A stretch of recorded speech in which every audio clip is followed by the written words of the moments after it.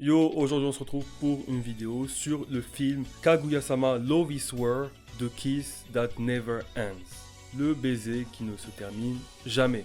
J'ai adoré le film, vraiment, je l'ai adoré. J'avais déjà lu en scan parce que oui, à la fin de la saison 3, j'ai lu les scans de Kaguya-sama. Je n'ai pas pu me retenir et le manga est aujourd'hui terminé. Et ce film adapte l'arc Ice Kaguya. Pourquoi ça a été adapté en film et non en saison comme les autres saisons de Kaguya-sama? Je pense que c'est parce que l'arc a la durée idéale pour un film et se concentre vraiment sur un récit en particulier, ne va pas dans tous les sens comme ça peut l'être pour les saisons, pour la série où on a plusieurs intrigues en même temps. Dans ce film, on se concentre vraiment sur Kaguya et Shirogane, on ne se disperse pas avec Ishigami, Tsubame ou autres, mais aussi je pense que c'est parce que jusqu'à présent dans Kaguya-sama, certes, même si c'était un seinen, on essayait de ne pas trop nous amener dans le monde des adultes. On restait sur des trucs, des amourettes de lycéens. Mais là, on gagne en maturité et dans ce film, dès le début du film, le S-word est prononcé. Je ne vais pas le dire parce que je ne sais pas si j'ai le droit de le dire sur YouTube, mais vous voyez très bien de quel mot je veux parler. Et moi qui ai lu le manga, il y a des blagues ou même des éléments de cette connotation qui vont revenir dans le manga plus tard. Donc je ne sais pas comment ils vont faire. Est-ce qu'ils vont faire d'autres films ou est-ce qu'ils vont quand même continuer en série mais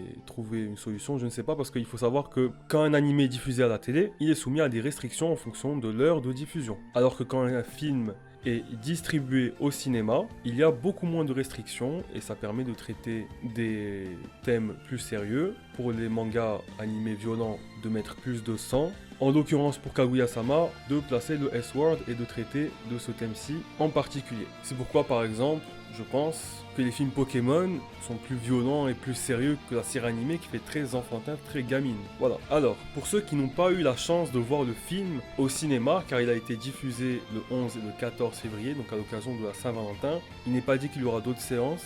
Ça avait l'air d'être des séances uniques, un peu comme ce fut le cas pour Dragon Ball Z of Katsuno F à l'époque, eh bien ne vous inquiétez pas car cette vidéo ne va pas spoiler le film. En revanche, il est préférable que vous ayez vu le trailer pour regarder cette vidéo. Donc après visionnage du film et visionnage du trailer, il y a un thème du film qui ressort. Ce thème c'est l'apparence. Le fait de travestir ou de changer sa personnalité, qui on est, se montrer tel qu'on est réellement ou pas. On a vu à la fin de la saison 3 que Miyuki avait fait des efforts pour plaire à Kaguya. C'est lui qui est tombé amoureux en premier d'elle.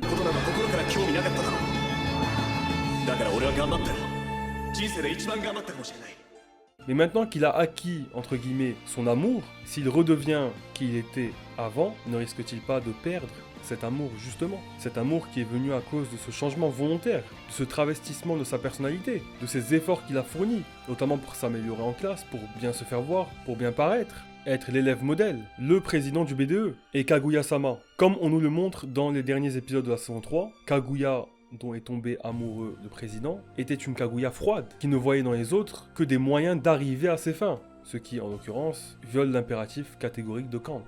Le principe d'humanité, ne jamais utiliser les autres comme un moyen, mais toujours comme une fin. Donc, cela va à l'encontre de la morale kantienne. La Ice Kaguya aux cheveux détachés. Mais progressivement, au contact de Shirogane et des autres membres du BDE, elle s'est attendue.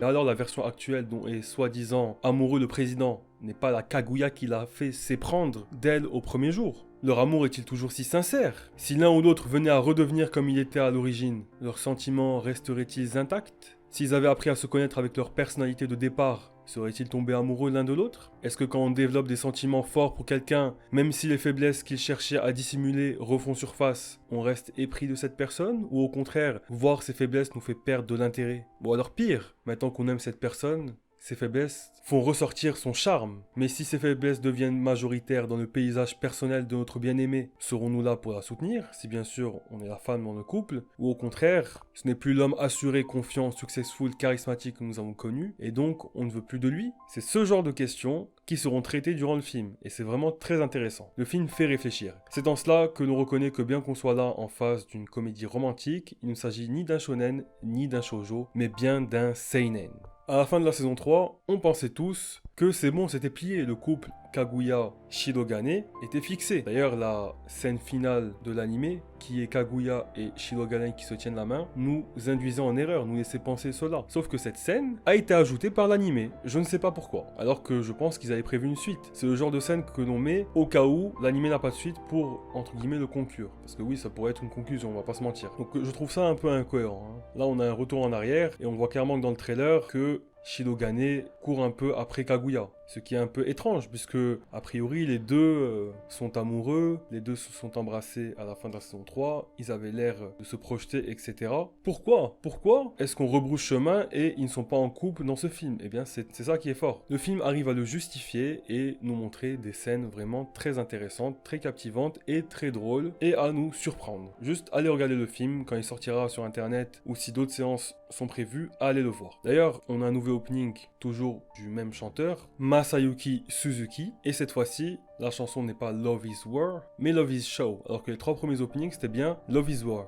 En tout cas, le premier était Love is War. Là, pour Love is Show, je vois là un bon titre qui illustre bien ce qu'est ce film. Love is Show, show, donc en anglais, se montrer. Les apparences. Travestir notre personnalité, travestir qui on est. Montrer ce que l'on veut montrer. Montrer ce que l'on veut montrer. Petite dédicace à la scène du film, la blague au téléphone avec Kashiwagi. Je ne vous dirai pas quelle était la blague pour ne pas vous la spoil, mais c'était vraiment très très drôle. Le film en soi, entièrement, tout le long, était drôle en traitant de sujets sérieux, c'est ça la force de Kaguya-sama. Et ce mélange était vraiment délicieux. Voilà, c'est tout pour cette review du film. Si vous avez vu le film au cinéma, n'hésitez pas à donner votre avis en commentaire. Si vous avez lu le manga, n'hésitez pas aussi à donner votre avis en commentaire sur cet arc, Ace Kaguya. Sur ce, Jana.